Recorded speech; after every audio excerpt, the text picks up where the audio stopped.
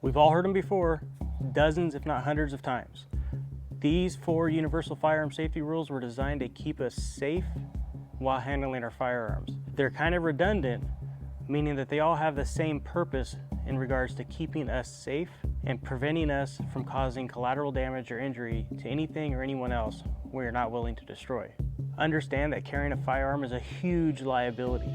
We take that liability on in our daily lives when we're out in the streets carrying our firearms. We can reduce our liability by better understanding what we are liable for if we ever have to use our firearm. If you have to shoot your firearm, you're still liable for the projectile that comes out of the muzzle of your gun. You are also liable for everything that happens to your firearm, whether or not you're in control of that firearm. If we take these safety rules literally, just as they are, isn't everyone breaking these firearm safety rules at any given time? If you're a concealed carry holder, you're always breaking that number 2 rule of keeping that firearm pointed in a safe direction. So let's take a few minutes, review, and rewrite these rules to better apply to us as responsible gun owners and concealed carriers to keep ourselves out of jail, keep ourselves from that position of hurting somebody, damaging something that we don't want to do, and reducing our liability. Rule number 1, always treat our firearms as if they are always loaded.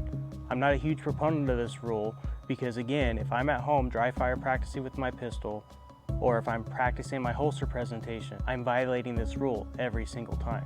So let's rewrite that to say, I always treat my firearm as the deadly tool it is, and I always know the condition of my firearm. Now, knowing the condition of my firearm isn't the fact that I just cleaned it and it's nice and wet with oil and I know it's going to operate properly, although that's important. Knowing the condition of my firearm is if I'm actually getting ready to dry fire practice at home, the first thing I need to do is inspect that firearm to ensure there's no live ammunition. I'm going to take the magazine out, I'm going to lock the slide to the rear, I'm going to do a physical and visual inspection of that firearm to ensure there's no ammunition inserted into it. Now, as long as that firearm's still in my control, meaning in my hand or in my holster, I know that there is no way that firearm could have been loaded. But if I take a break to go get a drink of water and I leave my gun in my office and then I go back, I need to pick up that firearm, double check to ensure that that firearm is actually still unloaded before I can continue my dry fire practice session. If I'm getting ready to leave for the day and I want to carry that firearm to protect my life or the life of another one, I'm going to make sure that firearm is in the best condition possible. I'm going to remove the magazine, I'm going to perform a press check to ensure that there's a round in the chamber, and then I'm going to inspect the magazine to ensure that it is fully loaded with the maximum amount of ammunition it can hold. Rule number 2. Always keep that firearm pointed in a safe direction. What is a safe direction in the real world? We know out on the shooting range a safe direction is generally down or downrange. But in the real world, those may not be options. If we have a gun in our holster and it's attached to our body, our firearm is generally pointed at our body most of the time. That's not really a safe direction to me. If we're on the 3rd floor of a 5, 6, 7-story building, is down a safe direction? Is up a safe direction? So here's a better option. Let's apply that rule to say, I always keep my firearm pointed in the direction of least consequence, meaning that direction reduces my liability of causing collateral damage or injury that I don't want to cause. Rule number 3, keep your finger off the trigger until we're on target ready to fire, and you have made the conscious decision to shoot. That still applies to us as concealed carriers, but we need to rewrite it a little bit. Not only is our job to go home, but our job is also to stay out of jail. Although this is still a necessity as a concealed carry holder, you need to understand a few more things. Many states prohibit you from even announcing that you have a firearm, whether that be verbally announcing or physically presenting your firearm, unless you are in imminent danger of great bodily injury or death. So not only do I have to keep my finger off the trigger, but then I have to make the conscious decision that it is legal and safe for me to even present my pistol.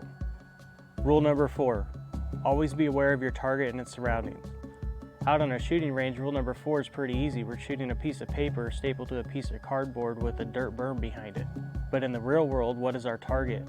Just recently here in Merced, California, there was an incident where a homeowner was awakened at 2 o'clock in the morning by sounds in his kitchen. He grabbed his shotgun, he went to the kitchen, he saw a shadow, he raised his shotgun, and he fired his shotgun. After discharging his firearm, he turned on the kitchen light only to discover that that shadow that he saw was actually his 17-year-old son. Thankfully, his son survived. So it's just not knowing your target and surroundings, it's making sure that you can identify your target. We don't shoot at shadows or sounds. If it's at a low light condition, have some type of light source, whether it be a handheld flashlight, an overhead light, something, so you can identify your target before you raise the muzzle and point it towards that target. If you're at a gas station and somebody comes up to you with a knife, demands your wallet and your keys, or says that he's going to harm you, and you have to discharge your firearm to save your life, what if your round passes through your attacker at a gas station? What is behind him? You have other people filling up with gas, mini-marts, highways, schools. When it comes to rule number 4, we need to really make sure that we understand the liability part of carrying a firearm. Do what you can to reduce your liability.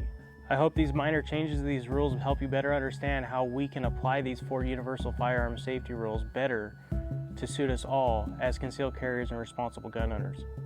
That's going to do it for us today. We appreciate you taking the time to become a better educated gun owner. We'd love to have you attend one of our training classes. You can always see what we're up to by visiting any of our social media accounts. You can visit our website, hardfocustraining.com, sign up for an in-person class. We offer CCW training, beginner shooting, advanced pistol work, you name it, we can help you out. Until then, stay safe, stay alert, stay alive, and remember our business motto, we are always training, we are never trained. Thank you.